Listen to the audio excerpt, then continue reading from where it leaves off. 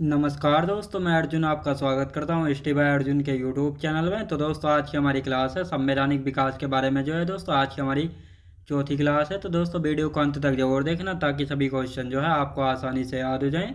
साथ ही दोस्तों, अगर आप हमारे चैनल पर पहली बार आएँ तो हमारे चैनल को भी सब्सक्राइब कर लीजिएगा, साथ ही बेल आइकन को प्रेस कर लीजिएगा ताकि हमारे आने वाले वीडियो का नोटिफिकेशन जो है आप तक पहुँचता रहे। तो चलिए दोस्तों, वीडियो को स्टार्ट करते हैं। तो यहाँ पर दोस्तों हेडिंग डाल लेते हैं संवैधानिक विकास की, जो आज की हमारी चौथी क्लास है। संवैधानिक विकास की जो है दोस्तों आज की हमारी चौथी क्लास जो है हो जाती है। और आज की क्लास में हम जानेंगे कहाँ से स्टार्ट करने वाले हैं। तो आज की क्लास में जानेंगे भारत परिषद अधिनियम 1892 से जो है जानेंगे। और कल की क्लास में जाना था हमने भारत परिषद 1861 के बारे में जो है जाना था। अब दोस्तों, यानी भारत परिषद अधिनियम 1892 के तहत जो है कौन कौन से पॉइंट जो है जोड़े गए थे। यानी भारत में जो है प्रत्यक्ष निर्वाचन प्रणाली जो है शुरू हुई थी। भारतीय बजट पर प्रश्न पूछ सकते थे, यानी भारतीय जो है बजट पर प्रश्न पूछ सकते थे। और केंद्रीय विधान परिषद में जो है सदस्यों की संख्या कम से कम 10 एवं अधिकतम जो है 16 कर दी गई थी। यानी भारत परिषद अधिनियम 1892 के तहत जो है भारत में अप्रत्यक्ष निर्वाचन प्रणाली जो है शुरू की गई थी। और नंबर 2 पॉइंट की यदि बात करते हैं तो भारतीयों को जो है बजट पर प्रश्न पूछ सकते थे, यानी भारतीय जो है बजट पर प्रश्न पूछ सकते थे। केंद्रीय विधान परिषद में सदस्यों की संख्या कम से कम 10 एवं अधिकतम संख्या 16 का जो है कर दी गई थी भारत परिषद अधिनियम 1892 के तहत। अब दोस्तों, यहाँ पे हम लिखना स्टार्ट करते हैं। हेडिंग डाल लेते हैं भारत परिषद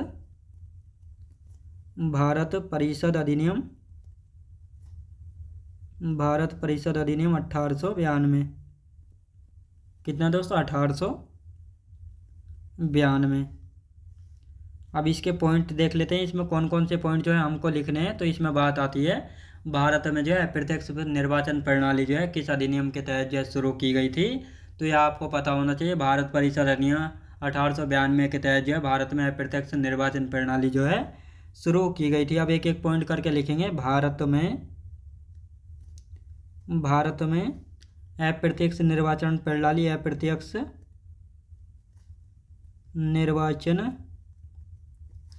प्रणाली शुरू हुई। भारत में जो है अप्रत्यक्ष निर्वाचन प्रणाली किस अधिनियम के तहत शुरू हुई। तो भारत परिषद अधिनियम 1892 के तहत जो है शुरू हुई थी। भारतीय बजट पर प्रश्न पूछ सकते थे। याद रखें दोस्तों, पूछ सकते थे, लेकिन बहस यानी डिबेट जो है नहीं कर सकते थे। और आगे चलकर जो है डिबेट यानी बहस करने का भी अधिकार जो है मिल जाएगा। लिखेंगे केंद्रीय विधान परिषद यानी केंद्रीय विधान परिषद में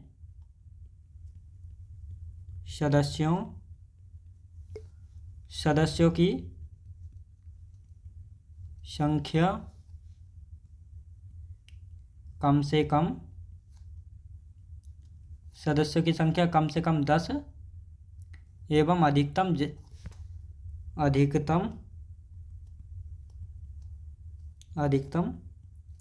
16 कर दी गई। अधिकतम कितनी कर दी गई? अधिकतम जो है 16 कर दी गई। याद रखें दोस्तों, यानी भारत परिषद अधिनियम 1892 के तहत जो है भारत में अप्रत्यक्ष निर्वाचन प्रणाली जो है शुरू हुई थी। भारतीय जो है बजट पर प्रश्न पूछ सकते थे, लेकिन डिबेट यानी बहस करने का भी अधिकार जो है नहीं मिला था, केवल प्रश्न जो है पूछ सकते थे।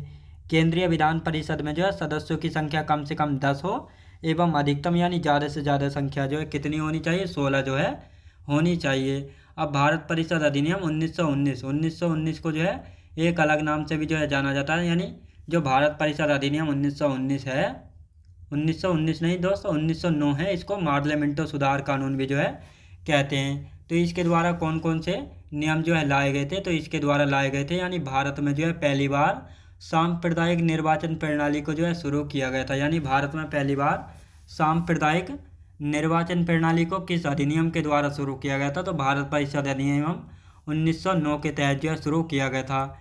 केंद्रीय विधान परिषद के सदस्यों की संख्या 16 से बढ़ाकर जो है 60 कर दी गई थी।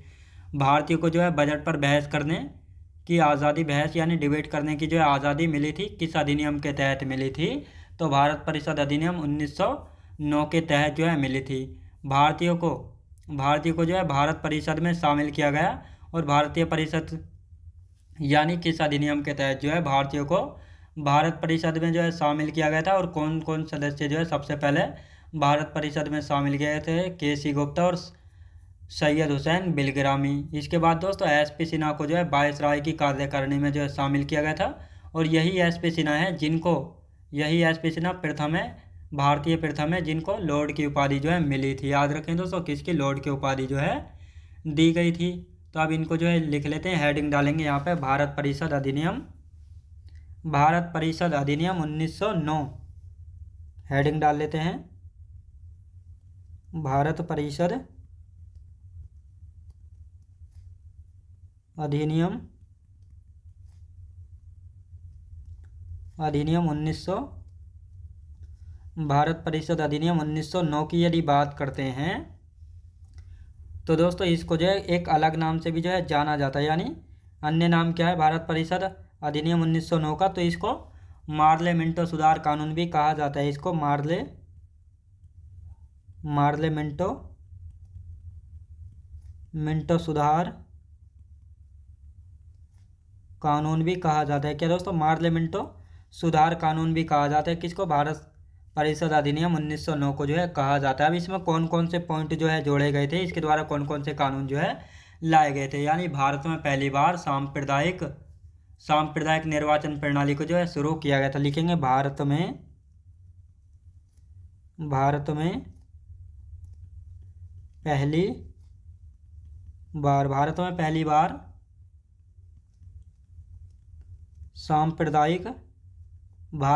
पहली बार सांप्रदायिक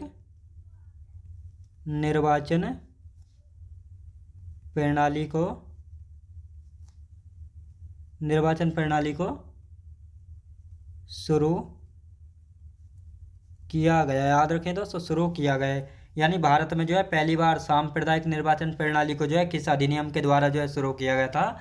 भारत परिषद अधिनियम 1909 के तहत जो है शुरू किया गया था। साथ ही केंद्रीय विधान परिषद के सदस्यों की संख्या 16 से बढ़ाकर कितनी कर दी गई थी?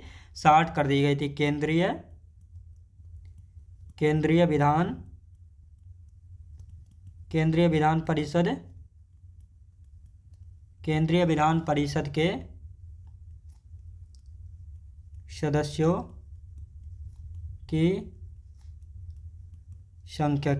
परिषद के सदस्यों की संख्या 16 से बढ़ाकर 60 कर दी गई। याद रखें दोस्तों, 60 कर दी गई थी। तो ये आपको याद रखना, कितनी कर दी गई थी दोस्तों? 60 जो है कर दी गई थी। और भारतीयों को बजट पर बहस करने की आज़ादी मिली। भारतीयों को बजट पर बहस करने की आज़ादी मिली। याद रखें दोस्तों, भारतीयों को जो है बजट पर बहस करने की आज़ादी जो है मिली थी। याद रखें दोस्तों, यानी भारतीयों को जो है बजट पर बहस यानी डिबेट करने की आज़ादी मिली थी। किस अधिनियम के तहत? भारत परिषद अधिनियम 1909 के तहत जो है मिली थी। और भारतीयों को जो है भारत परिषद में जो है शामिल किया गया था। भारतीयों को भारत परिषद में शामिल किया गया। तो कौन कौन सदस्य जो है सबसे पहले शामिल जो है किए गए थे? तो सबसे पहले शामिल किए गए थे के.सी. गुप्ता और दूसरे कौन थे दोस्तों? सैयद हुसैन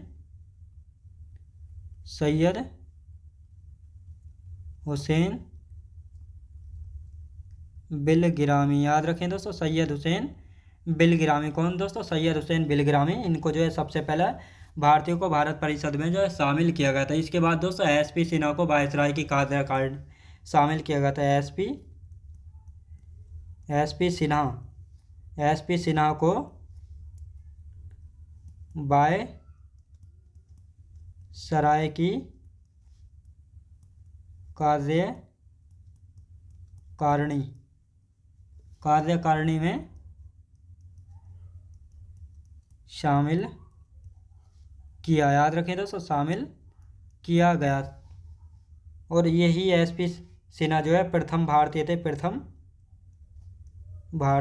भारतीय थे जिनको लॉर्ड की उपाधि मिली थी, जिनको लॉर्ड की उपाधि मिली। याद रखें दोस्तों, जिनको जो है लॉर्ड की उपाधि मिली। अब इसका दोस्तों एक बार रिवीजन करते हैं यहाँ पे, यानी भारत परिषद अधिनियम 1909 की बात करते हैं तो इसको जो है मार्लिमेंटो सुधार कानून भी जो है कहा जाता है। पूछा जाता है मार्लिमेंटो सुधार कानून जो है किस अधिनियम को कहा जाता है? भारत परिषद अधिनियम 1909 को जो है कहा जाता है। इस अधिनियम के तहत जो है कौन कौन से कानून लाए गए थे? भारत में जो है पहली बार सांप्रदायिक निर्वाचन प्रणाली शुरू की गई थी। किस अधिनियम के द्वारा? भारत परिषद अधिनियम 1909 के तहत जो है शुरू किया गया था। केंद्रीय विधानमंडल में जो है सदस्यों की संख्या 16 से बढ़ाकर जो है कितनी 60 जो है कर दी गई थी। भारतीयों को जो है बजट पर बहस करने की आज़ादी मिली। यानी भारत परिषद अधिनियम 1892 के तहत जो है केवल भारतीय जो है बजट पर प्रश्न पूछ सकते थे, लेकिन भारत परिषद अधिनियम 1909 के तहत जो है भारतीयों को आज़ादी मिल गई थी बजट पर बहस करने की, यानी डिबेट करने की। भारतीयों को जो है भारत परिषद में जो है शामिल किया गया था। और सबसे पहले भारत परिषद में शामिल व्यक्ति कौन थे? भारतीय केसी गुप्ता थे और सैयद हुसैन बिलगिरामी। याद रखें दोस्तों, सैयद हुसैन और बिलगिरामी। एसपी सिन्हा यानी सत्येंद्र नाथ सिन्हा वायसराय की कार्यकारिणी में जो है इनको शामिल किया गया था। और ये प्रथम भारतीय थे जिनको जो है लॉर्ड की उपाधि मिली थी। याद रखें दोस्तों, ये प्रथम भारतीय थे जिनको जो है लॉर्ड की उपाधि मिली थी। अब आते हैं दोस्तों भारत शासन अधिनियम 1919। भारत शासन अधिनियम 1919 की यदि बात करते हैं तो इसको मॉन्टेग्यू चेम्सफोर्ड सुधार कानून के नाम से भी जो है जाना जाता है। और इसके तहत जो है भारत सचिव एवं इसकी कार्य परिषद के वेतन एवं खर्च जो है ब्रिटिश राजस्व से होंगे। याद रखेंगे दोस्तों, यानी भारत सचिव एवं इसकी परिषद के वेतन एवं खर्च जो है ब्रिटिश राजस्व से जो है होंगे। लेकिन पहले क्या था? पहले था इंडियन राजस्व से, यानी इंडियन रिवेन्यू से। लेकिन जो भारत शासन अधिनियम आया था 1919, इसके तहत जो है भारत सचिव एवं इसकी परिषद के जो भी वेतन यानी सैलरी व खर्च होंगे वह ब्रिटिश राजस्व से जो है होंगे। और इस भारत सचिव की सहायता के लिए जो है एक हाई कमिश्नर की नियुक्ति की गई थी। किसकी दोस्तों? एक हाई कमिश्नर की जो है नियुक्ति की गई थी। भारत में प्रत्यक्ष निर्वाचन प्रणाली शुरू हुई थी, यानी किस अधिनियम के द्वारा जो है भारत में प्रत्यक्ष निर्वाचन प्रणाली जो है शुरू हुई थी? तो भारत शासन अधिनियम 1919 के तहत। साथ ही दोस्तों यहाँ पे नोट करके लिखेंगे महिलाओं को जो है वोट देने का अधिकार मिला। यानी किस अधिनियम के तहत जो है महिलाओं को वोट डालने का अधिकार मिला था? भारत शासन अधिनियम 1919 के तहत। और प्रथम बार महिलाओं ने वोट कब डाला था? 1921 में। प्रांतों में द्वैध शासन प्रणाली शुरू हुई। प्रांतों में जो है द्वैध शासन प्रणाली कब शुरू हुई और किस अधिनियम के तहत शुरू हुई थी? तो ये भारत शासन अधिनियम 1919 के तहत जो है शुरू हुई थी। केंद्रीय विषय को जो है दो भागों में बांटा गया था, आरक्षित विषय और हस्तांतरित विषय। हस्तांतरित यानी ट्रांसफर्ड सब्जेक्ट। तो दोस्तों आरक्षित विषय यानी रिजर्व सब्जेक्ट की बात की जाए तो इसमें राजस्व यानी फाइनेंस, न्याय यानी जस्टिस, वित्त यानी फाइनेंस यानी पुलिस, ये जो सही यानी जो सबसे ज़्यादा मान्य थे या सबसे ज़्यादा महत्व के विषय थे उनको जो है केंद्र सरकार ने जो अपने पास रखा था। और जो ऐसी कम महत्व के विषय थे जैसे स्थानीय स्वशासन, शिक्षा, स्वास्थ्य, तो इन सभी को जो है जहाँ के स्थानीय राजाओं को जो है इनको दे दिया था। और भारत में जो है द्विसदनीय व्यवस्था शुरू हुई। भारत में जो है द्विसदनीय व्यवस्था हुई। द्विसदनीय मतलब जैसे केंद्रीय विधान परिषद को जो है राज्य परिषद जो है बनाया गया था और दूसरा केंद्रीय विधानसभा। और यही आगे चलकर जो राज्य परिषद आगे चलकर जो है राज्यसभा बनेगी और केंद्रीय विधान परिषद जो है लोकसभा बनेगी। याद रखें दोस्तों, क्या बनेगी? लोकसभा जो है बनेगी। अब इनको जो है यहाँ पे हम लिखना स्टार्ट करते हैं। हेडिंग डालेंगे भारत शासन अधिनियम 1919। यहाँ पर हेडिंग डाल लेते हैं भारत शासन अधिनियम 1919। भारत शासन अधिनियम 1919। भारत शासन अधिनियम 1919 याद रखेंगे। अब इसको दोस्तों एक यानी जो भारत शासन अधिनियम है इसको अन्य किस नाम से जाना जाता है, अन्य नाम की यदि बात की जाए तो किस अन्य नाम से जाना जाता है दोस्तों, इसको मॉन्टेग्यू चेम्सफोर्ड सुधार कानून के नाम से जाना जाता है। मॉन्टेग्यू चेम्सफोर्ड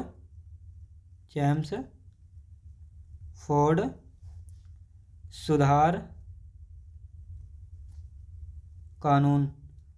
कानून के रूप में जो है जाना जाता है। भारत शासन अधिनियम 1919 को जो है जाना जाता है। अब दोस्तों इसमें एक एक पॉइंट करके हम जोड़ना शुरू करते हैं। भारत सचिव एवं इसकी परिषद के वेतन एवं खर्चे ब्रिटिश राजस्व से होंगे। भारत सचिव एवं इसकी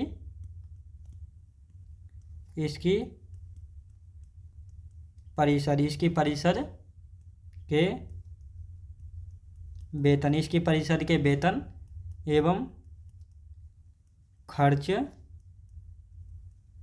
ब्रिटिश राजस्व से होंगे। याद रखें दोस्तों, ब्रिटिश राजस्व से होंगे, तो ये आपको याद रखना है। अब दोस्तों यानी जो ये भारत सचिव है इसकी सहायता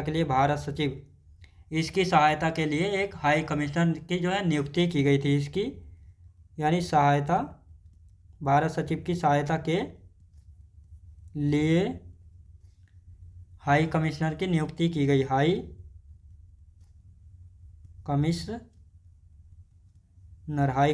की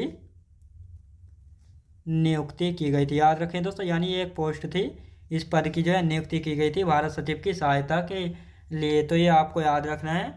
अब आते हैं भारत में प्रत्यक्ष निर्वाचन प्रणाली शुरू हुई थी। भारत में प्रत्यक्ष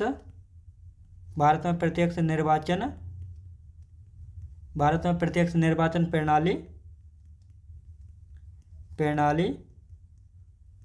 शुरू हुई। याद रखें दोस्तों, भारत में जो है प्रत्यक्ष निर्वाचन प्रणाली जो है शुरू हुई थी किस अधिनियम के तहत, भारत शासन अधिनियम 1919 के तहत। अब दोस्तों यहाँ पे हम नोट करके लिखेंगे, महिलाओं को वोट देने का अधिकार मिला।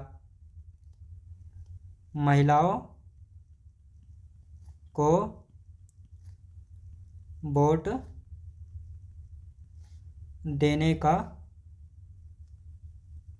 अधिकार मिला, यानी महिलाओं को जो है वोट देने का अधिकार मिला। और प्रथम बार वोट कब किया था, 1921 में। याद रखें दोस्तों, यानी प्रथम बार जो है महिलाओं ने वोट कब किया था, 1921 में जो है प्रथम बार वोट जो है डाला था। अब बात करते हैं प्रांतों में जो है द्वैध शासन प्रणाली शुरू हुई। प्रांतों में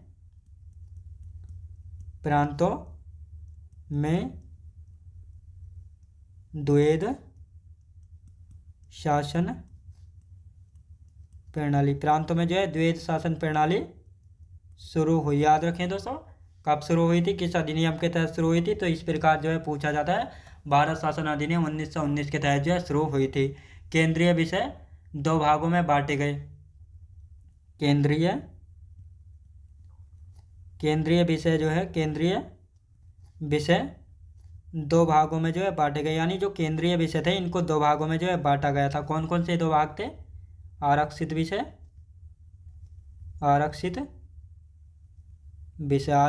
और हस्तांतरित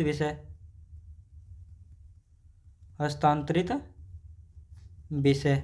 यानी जो ज़्यादा काम के विषय थे उनको जो है दोस्तों केंद्र सरकार ने अपने पास रख लिया। जो हस्तांतरित विषय थे इनको जो है दोस्तों स्थानीय स्वशासन के अधीन जो है कर दिया, यानी स्थानीय राजाओं को जो है इन विषय को जो है दे दिया था। तो आरक्षित विषय कौन से थे, जैसे राजस्व यानी रिवेन्यू, न्याय यानी जस्टिस, वित्त यानी फाइनेंस और पुलिस, इन सभी को जो है केंद्र सरकार ने जो है अपने पास रखा था। और यदि बात करते हैं हस्तांतरित विषय कौन कौन से, एग्जाम्पल के तौर पर स्थानीय विषय यानी स्थानीय स्वशासन, शिक्षा यानी अंग्रेजों को जो है भारत की शिक्षा से कोई लेना देना नहीं था और ना ही इनके स्वास्थ्य से, तो इसीलिए जो है इन्होंने स्वास्थ्य पर जो है इतना ध्यान जो है नहीं दिया था। याद रखेंगे दोस्तों। अब आते हैं भारत में द्विसदनीय व्यवस्था शुरू हुई, लिख लेते हैं इसको भी। भारत में द्विसदनीय व्यवस्था शुरू हुई। भारत में जो है द्विसदनीय व्यवस्था शुरू हुई। किस अधिनियम के तहत जो है शुरू हुई थी? इस प्रकार जो है यहाँ से क्वेश्चन पूछा जाता है। तो भारत शासन अधिनियम 1919 के तहत शुरू हुई थी। यानी केंद्रीय विधान परिषद को जो है राज्य परिषद बनाया गया था। जो केंद्रीय परिषद थी, जो केंद्रीय विधान परिषद थी, उसको जो है क्या बनाया गया था दोस्तों? उसको जो है परिषद को राज्य परिषद बनाया गया था। राज्य परिषद बनाया गया था। राज्य परिषद जो है बनाया गया था। और केंद्रीय विधान सभा जो है बनाया गया था। एक केंद्रीय विधानसभा बनाया, केंद्रीय विधान सभा बनाया। एक को जो है केंद्रीय विधानसभा जो है बनाया था। अब दोस्तों इसका एक बार रिवीजन कर लेते हैं यहाँ पे। तो यहाँ पर हम बात करते हैं भारत शासन अधिनियम 1919 की। तो दोस्तों इसको जो है किस अन्य नाम से जाना जाता है? मॉन्टेग्यू चेम्सफोर्ड सुधार कानून के नाम से भी जाना जाता है भारत शासन अधिनियम 1919 को। और इस अधिनियम के तहत जो है भारत सचिव एवं इसकी परिषद के वेतन यानी सैलरी एवं खर्च जो है ब्रिटिश राजस्व से जो है होंगे। किस अधिनियम के तहत जो है ये कहा गया था? भारत शासन अधिनियम 1919 के तहत जो है कहा गया था। और इस भारत सचिव की सहायता के लिए जो है एक हाई कमिश्नर की जो है नियुक्ति की गई थी। किसकी दोस्तों? एक हाई कमिश्नर की जो है नियुक्ति की गई थी। भारत में प्रत्यक्ष निर्वाचन प्रणाली जो है किस अधिनियम के द्वारा शुरू की गई थी? तो भारत में जो है प्रत्यक्ष निर्वाचन प्रणाली जो है किस अधिनियम के द्वारा शुरू की गई थी? भारत शासन अधिनियम 1919 के तहत। नोट करके लिखेंगे। महिलाओं को जो है वोट देने का अधिकार मिला था। और प्रथम बार वोट कब किया था? 1921 में जो है प्रथम बार वोट जो है किया था। प्रांतों में द्वैध शासन प्रणाली शुरू हुई थी। यानी किस अधिनियम के तहत जो है प्रांतों में द्वैध शासन प्रणाली शुरू की गई थी? भारत शासन अधिनियम 1919 के तहत। केंद्रीय विषयों को दो भागों में बांटा गया था, आरक्षित विषय और हस्तांतरित विषय। आरक्षित विषय राजस्व, न्याय, वित्त व पुलिस, ये जो है केंद्र सरकार के अधीन थे। हस्तांतरित विषय जैसे स्थानीय स्वशासन, शिक्षा और स्वास्थ्य, ये सभी जो है लोकल राजाओं के पास थे। याद रखें दोस्तों, लोकल राजाओं के यानी स्थानीय राजाओं के पास थे। भारत में द्विसदनीय व्यवस्था शुरू हुई थी। यानी केंद्रीय विधान परिषद को जो है राज्य परिषद बनाया गया था और केंद्रीय विधानसभा जो है बनाया गया था। जो आगे चलकर जो राज्य परिषद है ये आगे चलकर राज्यसभा में जो है कन्वर्ट हो जाएगी। और जो केंद्रीय विधानसभा है ये लोकसभा जो है बना दी जाएगी। अब आते हैं दोस्तों भारत शासन अधिनियम 1935। भारत शासन अधिनियम 1935 जो है सबसे बड़ा है और इसी के बारे में अच्छे से जानेंगे। तो भारत शासन अधिनियम 1935 की बात करते हैं तो 1 अप्रैल 1937 में जो है प्रांतीय स्वतंत्रता मिली। यानी इस अधिनियम के तहत जो है लगभग प्रांतों में जो है स्वतंत्रता जो है मिल गई थी। यानी आधी स्वतंत्रता जो है मिल गई थी भारत शासन अधिनियम 1935 के तहत। 1 अप्रैल 1937 में प्रांतीय स्वतंत्रता मिली और अखिल भारत संघ जो है बनाया गया था 1937 में। भारत में एक संघीय न्यायालय अक्टूबर 1937 में जो है दिल्ली में बनाया गया था और इसके प्रथम मुख्य न्यायाधीश थे मॉरिस गवेयर। कौन थे दोस्तों? मॉरिस गवेयर। और इसमें 6 अन्य न्यायाधीश और थे जिनमें से 4 अंग्रेज थे, 2 थे भारतीय। भारतीय कौन कौन से थे? M.R. जैकब और शाह मोहम्मद सुलेमान। और साथ ही दोस्तों बर्मा, जिसको आज हम वर्तमान में म्यांमार के नाम से जानते हैं, तो इसको जो है 1937 में जो है अलग देश जो है बनाया गया था। किस अधिनियम के तहत? भारत शासन अधिनियम 1935 के तहत जो है बर्मा को 1937 में एक अलग देश जो है बनाया गया था। 1937 में 11 प्रांतों में जो है चुनाव हुए थे। याद रखें दोस्तों, यानी 1937 में 11 प्रांतों में जो है चुनाव हुए थे, जिनमें से 8 प्रांतों में जो है कांग्रेस ने सरकार बनाई थी। यानी 5 प्रांतों में जो है दोस्तों कांग्रेस ने गठबंधन से सरकार बनाई। यानी 3 प्रांतों में जो है गठबंधन से सरकार बनाई थी कांग्रेस ने और 5 प्रांतों में जो है पूर्ण बहुमत यानी मेजोरिटी से जो है सरकार बनाई थी। तो ये 3 प्रांत कौन कौन से थे जहाँ पर जो है गठबंधन से सरकार बनाई थी? असम, बम्बई, पश्चिमोत्तर सीमा प्रांत, यहाँ पर जो है कांग्रेस ने गठबंधन से सरकार बनाई थी। और 5 जहाँ पर मेजोरिटी से सरकार बनाई थी, मद्रास, बिहार, उड़ीसा, पश्चिमी प्रांत, संयुक्त प्रांत में कांग्रेस ने बहुमत से सरकार जो है बनाई थी। अब 2 प्रांत बचे, पंजाब और बंगाल। पंजाब में जो है मुस्लिम लीग की मदद से जो है यूनिस्ट पार्टी की सरकार बनी थी। बंगाल में मुस्लिम लीग के सहयोग से जो है कृषक प्रजापति की जो है सरकार बनी थी। कृषक प्रजा पार्टी की जो है सरकार बनी थी। नंबर 1 अब लास्ट बचा दोस्तों सिंध। सिंध में जो है सहकारी सहयोग से जो है सरकार बनी थी, और ये सिंध जो है 1943 में जो है अलग हुआ था। और कांग्रेस ने जो है 8 माह तक शासन किया था। इसके बाद अक्टूबर 1939 में जो है कांग्रेस ने 8 प्रांतों में सामूहिक त्याग पत्र जो है दिया था, यानी सामूहिक त्याग पत्र जो है दिया था। मुस्लिम लीग ने 22 दिसंबर 1939 में जो है कांग्रेस के त्याग पत्र को मुक्ति दिवस के रूप में जो है मनाया था। और इस समय मुस्लिम लीग का समर्थन डॉक्टर बी आर अम्बेडकर साहब ने जो है किया था, याद रखेंगे। अब दोस्तों इन सभी को एक एक करके जो है लिखना स्टार्ट करते हैं। तो यहाँ पर हेडिंग डाल लेते हैं दोस्तों, भारत शासन अधिनियम 1935। हेडिंग डालेंगे भारत शासन अधिनियम 1935। भारत शासन अधिनियम 1935। भारत शासन अधिनियम 1935। अब इसके द्वारा जो है कौन कौन से नियम जो है जोड़े गए थे, इनको लिखना स्टार्ट करते हैं। तो 1 अप्रैल 1937 में प्रांतीय स्वतंत्रता जो है मिली थी। 1 अप्रैल यानी भारत शासन अधिनियम 1935 के तहत जो है 1 अप्रैल 1937 में प्रांतीय स्वतंत्रता मिली। प्रांतीय स्वतंत्रता जो है मिली थी। इसके बाद अखिल भारत संघ जो है बनाया गया था 1937 में। अखिल भारत संघ बनाया गया। क्या बनाया गया दोस्तों? अखिल भारत संघ जो है बनाया गया था। कब बनाया गया था? 1937 में बनाया गया था। कब बनाया गया था दोस्तों? 1937 में जो है बनाया गया था। और भारत में जो है एक संघीय न्यायालय जो है बनाया गया था। लिखेंगे भारत में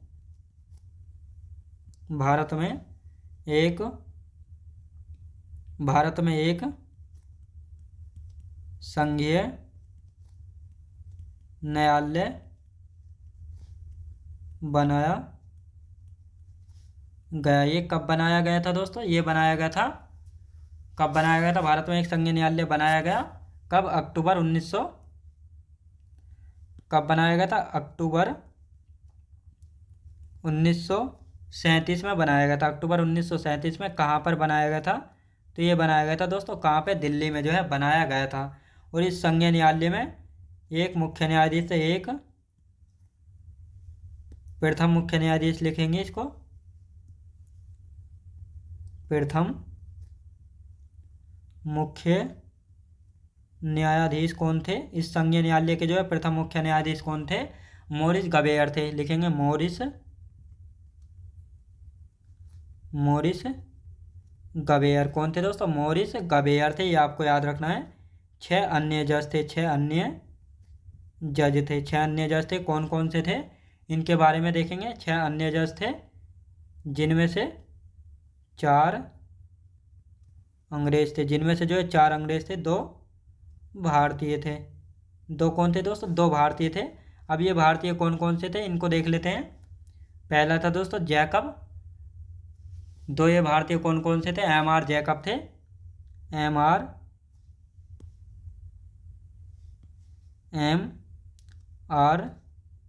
जैकब कौन थे दोस्तों? MR जैकब थे।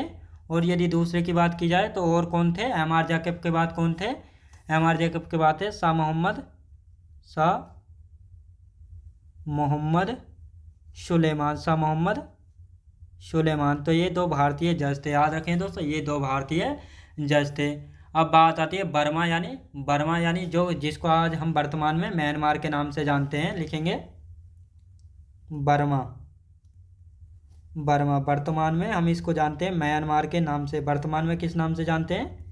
म्यांमार के नाम से जानते हैं। तो इसको जो है म्यांमार को 1937